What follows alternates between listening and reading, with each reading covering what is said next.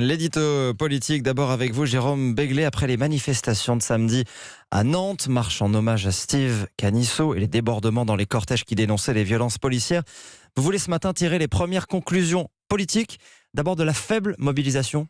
Et oui, les rassemblements de ce week-end, de samedi à Nantes, en hommage à ce jeune homme tombé dans la Loire le 21 juin dernier, dont la mort reste mystérieuse, était une aubaine pour l'extrême gauche. Un moyen de marteler son thème privilégié, le maintien de l'ordre, aveugle et brutal, apposé par un pouvoir capitaliste, libéral et bourgeois, avait encore fait une innocente victime. Peu importe que les preuves manquent, le refrain était déjà écrit. Mais voilà, les rodomontades de Jean-Luc Mélenchon, de François Ruffin et de quelques autres ne font plus effet. Certes, on a vu ce samedi des vitrines brisées, du mobilier urbain saccagé, des mots d'ordre très hostiles au gouvernement, mais les Black Blocs n'ont en rien menacé ni l'ordre ni la République.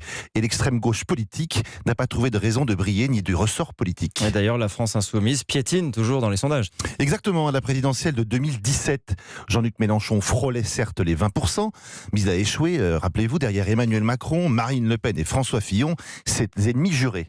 Il s'installe alors, non sans talent, disons-le, dans une opposition frontale et franche au nouveau président. Ses amis et lui privilégient des coups d'éclat permanents et en récoltent des fruits très amers.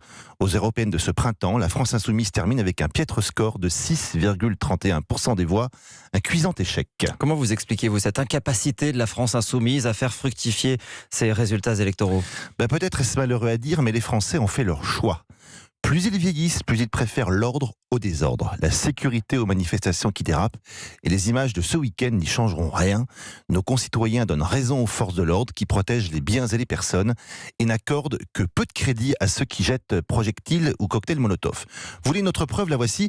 Le mouvement des Gilets jaunes a in fine permis à Emmanuel Macron de regagner des points dans l'électorat de la droite et chez les seniors, qui lui ont été extrêmement grés de durcir le ton à l'égard des manifestants.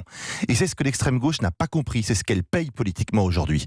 Finalement, elle rend service au pouvoir.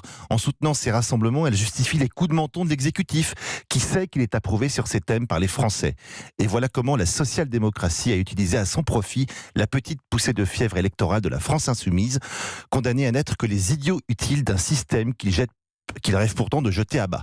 Désolé camarades, mais avec une pareille stratégie, la révolution ce ne sera ni pour demain, ni même pour après-demain. Merci Jérôme Béglé. Votre regard sur la politique et vous réagissez bien sûr, vous qui nous écoutez avec le hashtag Europe 1.